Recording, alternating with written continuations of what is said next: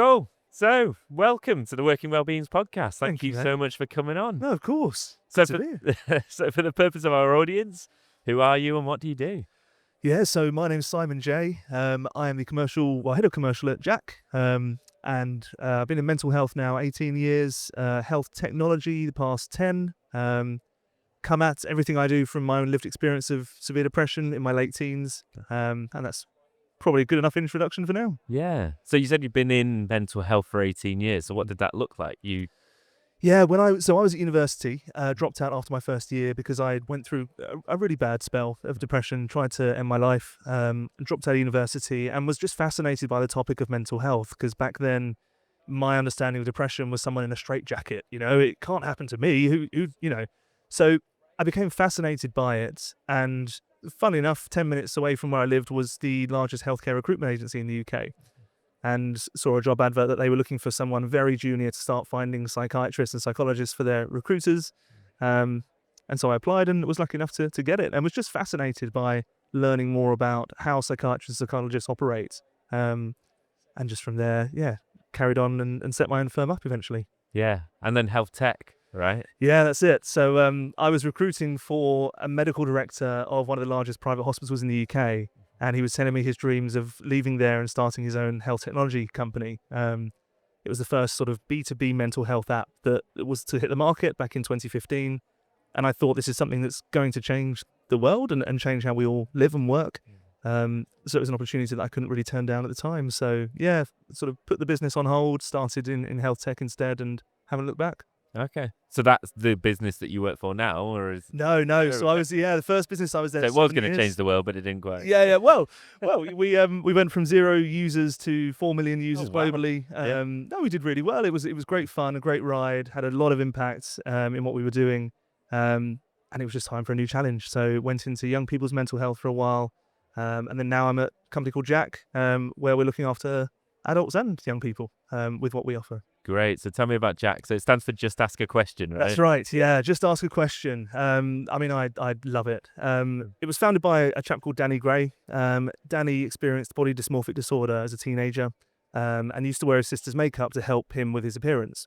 And he then started his own men's makeup brand called War Paint for Men, and it did exceptionally well, had a huge amount of media coverage, and he found that a lot of the customers were actually getting in touch with him saying, I've never admitted that I've felt like that too. How did you cope with this? How did you deal with that? And he thought, well, I haven't got the answers to all of these questions that people are asking me, and I'm not a clinically trained professional. I can't give the answers. So there needs to be a platform where someone can go and get the answers to the questions that they have. And that's why JAAQ was born. So yeah, we're a video-based platform, short-form video content. We have 3 different platforms. It's free for the world, JAAQ.org. We are launching an absolutely game-changing platform for children later this year, JAAQ Junior, and we have the JAAQ at Work workplace solution for organizations. Okay. So how does it work? So you've got the short form video content. Yeah. How would a user access that? Well, yeah, it's based on short form video because, TikTok is now the largest global resource for mental health information, but we know that 84% of the content on there is factually incorrect and 12% of it is potentially harmful and dangerous. So we can't change the type of content people are consuming, which is short form video, but we can change what they're consuming within that. And the quality of it. Yeah. Exactly that, yeah. So we use people with lived experience, we use celebrities, and we use clinical experts in specific topics. And on the platform, there's about 160 different healthcare topics, ranging from addiction to menopause to women's health to gut health to depression, anxiety, all sorts of things. And within there, you have people with lived experience and clinical experts giving advice and answers to people who might have a question that they want to ask them. It's a huge platform, and the content on there is so rich. There's so much of it. But the use case really and the difference is I can go onto JAAQ as an employee that might be concerned about myself or a colleague, and I can search for a question, just like I would on Google. And within 8 seconds, up will come a clinically validated answer fed to me in short form video with a link to take me off to an external resource if I need to. That can be used in Microsoft Teams, in Slack, and I think a lot of the time the barrier with workplace wellbeing is having another app that sits on a shelf that someone has to download, create an account for, access for 10 minutes a day. You don't see that engagement. So the way we're trying to approach it is if we can provide value to the employee within just 8 seconds of them accessing the platform, they're going to come back more likely, just like we all do with Google, right? So yeah, that's what we do and how we do it. Yeah, and it's the personalization, I guess, is the Yeah. the big piece. I'm seeing that as a theme, right? It's, Yeah. it's certainly a theme in this whole industry is how do we provide more? Because there's not a one size fits all, unfortunately. No. We can't just, if we all just do this, then suddenly our mental health woes will Yeah. disappear and we'll never be stressed again. But it's how do we provide personalized interventions to people at the point of need Yeah. as well? That's it. And I'm guessing the type of platform that you've got does that. That's it. Yeah, we certainly hope so. We see that from the data. I think to make it exceptionally easy for someone to go and search for something and get an answer very quickly, you're going to get repeat utilization, repeat usage, and people will come back. So it's funny. It was my talk yesterday. Actually, was on personalization and the one size fits all approach. Yeah, I didn't know that. great lead in. Yeah, superb lead in there.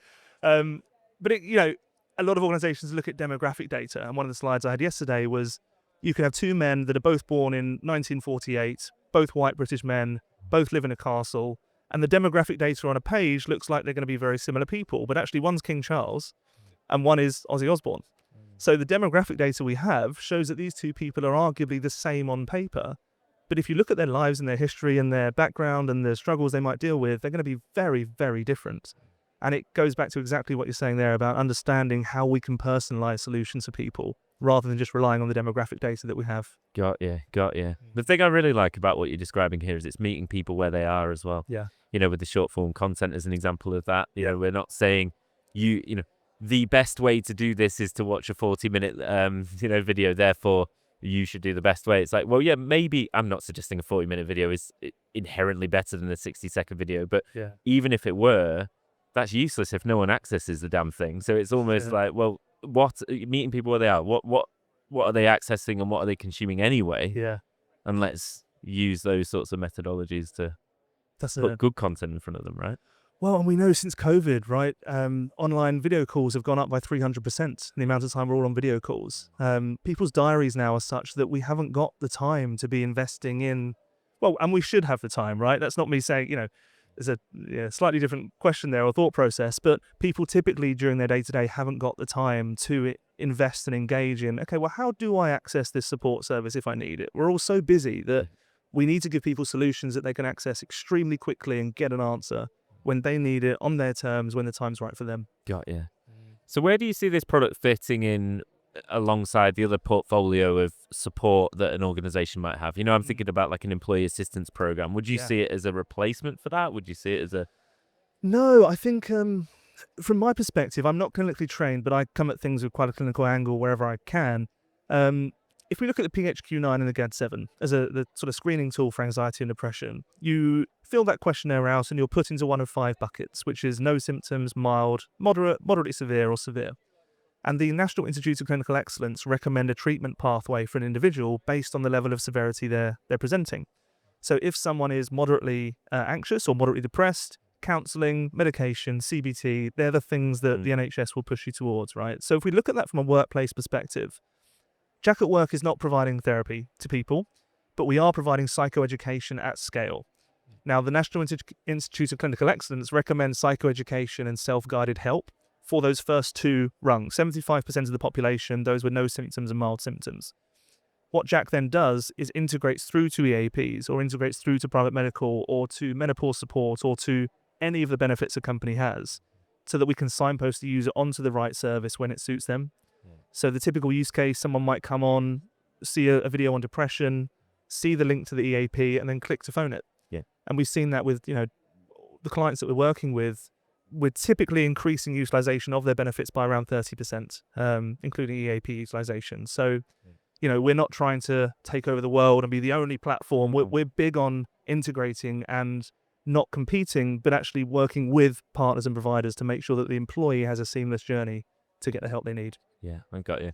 Those metrics around EAPs always boggle my mind. Do you want them to go up or do you want them to go down? Yeah. Is up good because it means that stigma's reducing and more people are accessing it, or is it bad because everyone's contacting it for for their anxiety and depression? Is that a good thing? No, it's a difficult one, isn't it? I've always been a believer of you'd rather people using it not. You'd rather utilization be higher because we know that a certain percentage of the workforce are going to be experiencing these symptoms. So what I would rather know is that people are then accessing the support to help with those symptoms. If utilization is low, people are still going to be feeling bad, but not accessing the support. So, yeah, I'm a big believer in how we can encourage more people to access the services much earlier in their journey. Got you. And so on a similar point, so where would you put this product and the work that you do on a scale of preventative to reactive, So Yeah, I'm guessing, it's not necessarily playing with kind of job design necessarily right at the kind of proactive stage, but I'm guessing you're trying to move that way, right? we are, yeah, very much preventative. Yeah, we want to be that platform that when someone has a concern, they think, I need to go and ask JAAQ. That's where everything on the platform is clinically validated. We have our own internal clinical team. We use Bupa clinicians as well. We know that everything on the platform is safe and effective. And actually, people with lived experience aren't offering advice. They're just telling us their story and how we might be able to relate to that. So advice comes from the clinical experts. And that's a big thing for us as well, to make sure that people can get answers very early in their journey. Of course, people will access it when they are severely unwell, and it might be their first entry into getting help, but the platform's really built for the proactive, preventative side of healthcare. Yeah, I love that. I love that you said it's not just about giving advice. Yeah. Yeah. It's not just how do you fit, because no, you're not going to watch a 60-second video and go, oh, I never thought of that. No, exactly. That'll fix it. Yeah. That'll fix it. But it starts the thought process. It puts you on that pathway and signposting and all the rest of it. Yeah. What if looking back on my story, when I was 18 and I started to feel particularly depressed, I didn't know what I was feeling. I didn't know if I was normal. I didn't know if other people felt like that. And if I could have just watched a video of someone that looks like me and I could resonate with, talking about how they've experienced that and what that meant to them and how they got help, I would have had a far better understanding of what I need to do to help myself in that moment. Yeah. So sometimes people do just need a bit of understanding and a bit of awareness as to what they're going through for them to then reach out. And without that awareness and understanding, they may not ever reach out. So yeah, we're very much on that education journey for people. Got you. So you've been at the stand. You were here all day yesterday. I was. You've run a session, so you're well positioned to give me a vibe check on Okay. the event that we're at. So the Health and Wellbeing at Work Conference 2025. Yep. What are you hearing? What's going on? It's been really good. Yeah. It's been really good. The stand's been busy. It's helped that we've had some music playing and people have come over to hear that and see that. But no, it's been really busy. I think the talk that I gave around personalizing wellbeing strategies and the one-size-fits-all approach doesn't work, that does seem to be a common thread. Got very lucky there that my colleague Ryan Hopkins helped me write that presentation because he's bang on. But that does seem to be the thing we're hearing a lot of at the moment, is that a lot of the benefits, the historic benefits like EAP, are just not getting the utilization. And do organizations need to start thinking very differently here than just saying, well, we've got an EAP, we've got insurance, that's it, we're fine. That's why Bupa are working with us, because they recognize that they need more preventative support for their policies and their members, and that's a great fit. And I think a lot of organizations are seeing the same thing now, to think, well, we've done the same thing for 10 years and we're not seeing different results here. Let's change it. Let's do something different. Got you. And what about topics? So I'm guessing you've got a wide range of topics that are covered on there. Do you have access to data that shows which topics are being accessed most? We do. Yeah, we do. It's commonly the two that are always pretty common are burnout and addiction. Okay. They're the two that are pretty common. Menopause features highly, and women's health does feature highly as well. Anxiety, I mean, a lot of them. But the top 5 are always going to be burnout, addiction.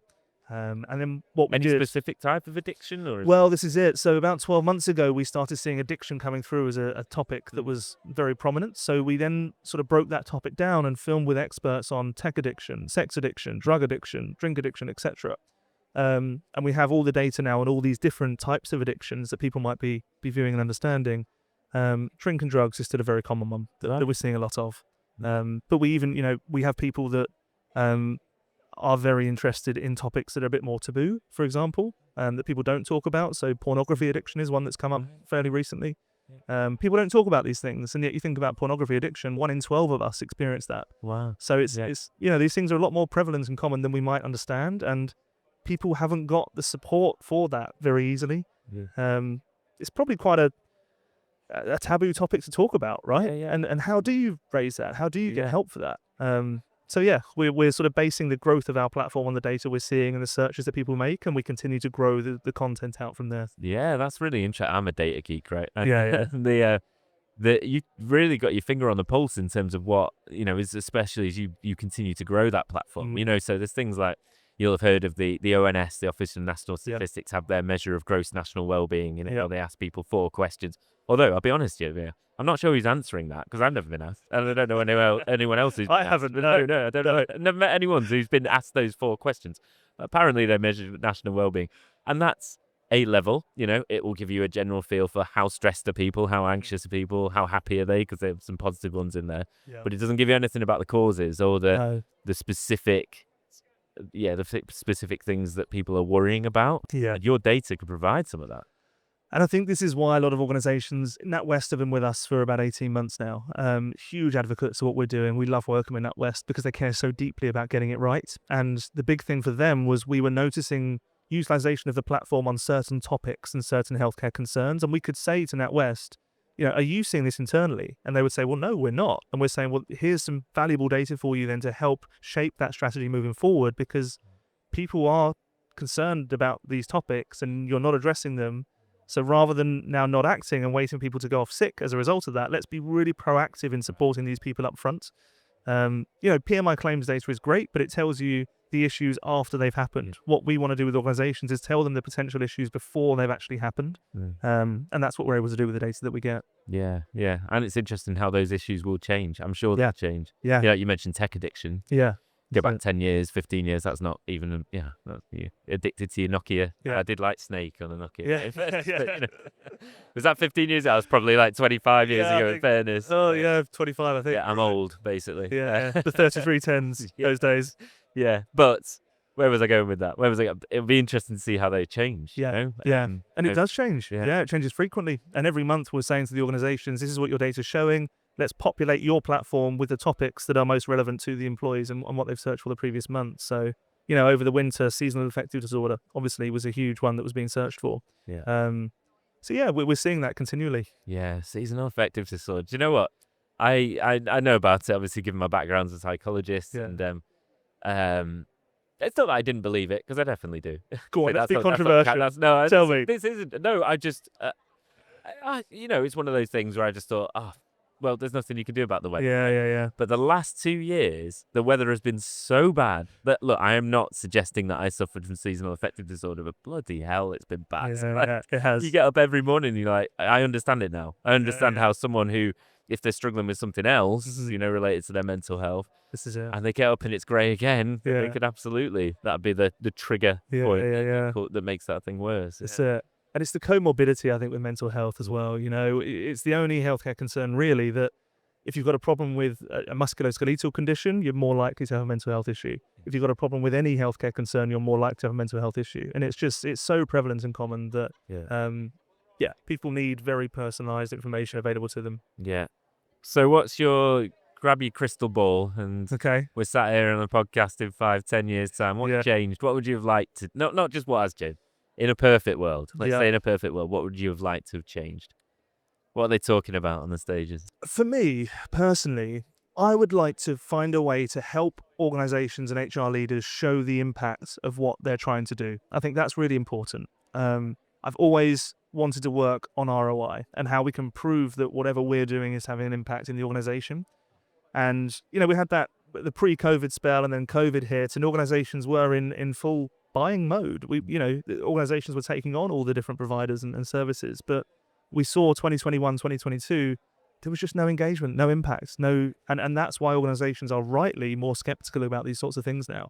I'm a skeptic, huge skeptic. Having been through what I've been through, I'm a real skeptic whenever something comes around. But to be able to help organizations concisely show the impact that their strategy is having on their workforce, that's where I want to get to with it. Us at JAAQ, as a brand, as a company, we want to change the world. We want to impact more than 1 billion lives globally. We're on track to do that now with translations, with the young people's product launching. If you ask me about JAAQ in 5 years, I can't predict it at the moment, because it within a year it could be like that. So it's could be on the moon in 5 years. But no, certainly, data, proving the value of things, and working with organizations to be able to say to their exec, this is the impact that we're having. That's where I want to get to. That's interesting.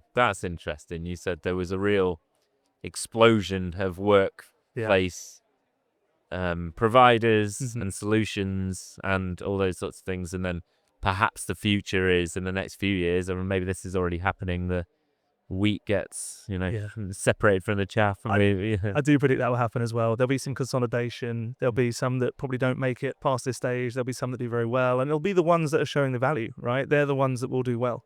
So that's why I want to focus on that part of it. But no, I think there will be, a lot of consolidation. And if you're not able to integrate with the tech platforms people are working in, like Microsoft Teams, like Slack, etc., then I think providers are going to get left behind. But we'll see. Yeah, we will. Interesting. Cool. So final question. Well, no, two questions. Yeah. So one is whether there's any questions that you wish I'd asked you today. That's a bit of a different one. Oh, that's a really interesting question. I don't know. That's thrown me there. Yeah, Matt, on the spot there. that's thrown me. Yeah. I don't think so. No. What's your hot take on well-being then? Have you got? I mean, you've mentioned a couple already. Yeah. In fairness, the consolidation of well-being providers is a pretty hot take. Yeah, that's it. Yeah, let's hope some of the people in this room aren't listening to the past. Maybe they want to be listening. Yeah, maybe. What's my hot take on it? My hot take is about data and impact. If you want to win as a provider in this space, you have to be able to concisely show the impact that you're providing to an organization. If you can't do that and you're not working towards that, what are you doing? Because you probably shouldn't be doing what you're doing. Big believer in clinical efficacy and everything that providers are doing. I think, we're talking about that spell in sort of 2020, 2021, etc. There was a lot of providers coming into the market that didn't have that clinical backing and efficacy, but saw it as a money-making scheme for themselves, and that was wrong. But you know what I love about this sector is that everyone that you meet truly wants to make a difference to their workforce, and that's something I love about the sector that we all work in. Passion is a prerequisite, right? You've got to love it. Yeah. There's some amazing people that care so deeply in what we do. So it's great. Yeah. My other one I'd put alongside that is how collaborative it is. Because it's part of what we're trying to do with the Working Well community. Is this idea that organizations, if we got them in a community together and said, share your sales strategies with one another, they're not going to do that, right? Yeah. But I think they will and should share their mental health strategy or the broader well-being strategy, because if it helps somebody along the line, it helps their people within their organization. Why not? That's it. Yeah, exactly. I used to love doing that. Whenever you speak to a law firm, you can pass on tidbits of knowledge back to a construction company and vice versa. There's different things we can all learn from each other and how we're doing workplace wellbeing as a strategy internally. Love sharing that knowledge and seeing how we can bring people together. So yeah, agreed. Nice one. Right then. So last question is where people can find you. I mean, well, you're on a stand today, although this will probably go out after this. After the event is over. So outside of the event, where can they find you? Yeah, I mean, feel free to have a look at the platform. It's www.jaaq.org. That's our free platform the world can access. We're all on LinkedIn as well. My name's Simon J, so feel free to search for me on there. But yeah, would love to hear some thoughts on what everyone thinks of JAAQ and get people using it. Yeah, just don't link in with Ryan Hopkins, because you'll know the amount of videos he puts out. He does put a lot of videos out. No, I love it really. He's brilliant. He's brilliant. Yeah, he's brilliant. Amazing. Good stuff. Thank you so much for your time today. Thank you, man. And enjoy the rest of the day. Appreciate it. Thank you.